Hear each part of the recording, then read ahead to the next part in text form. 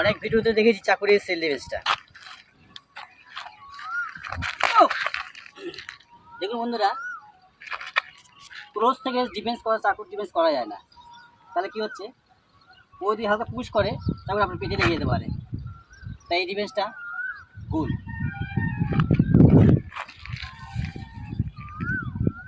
এবার দেখুন আমি ডিফেন্স দেখাচ্ছি, চাকুর ডিফেন্স কেয়ার করতে হয়। প্রথমে এবার দাঁড়াবেন, এই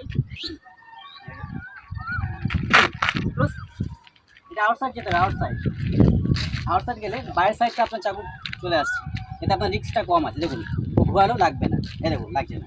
এবার একটু হাতটা কী করবেন, এই যে নিচে হাতটা ঘোরাতে আছে, এই হাত দুটো এক জায়গায় করুন, এইখানে চাপ দিন, এই হাতটাকে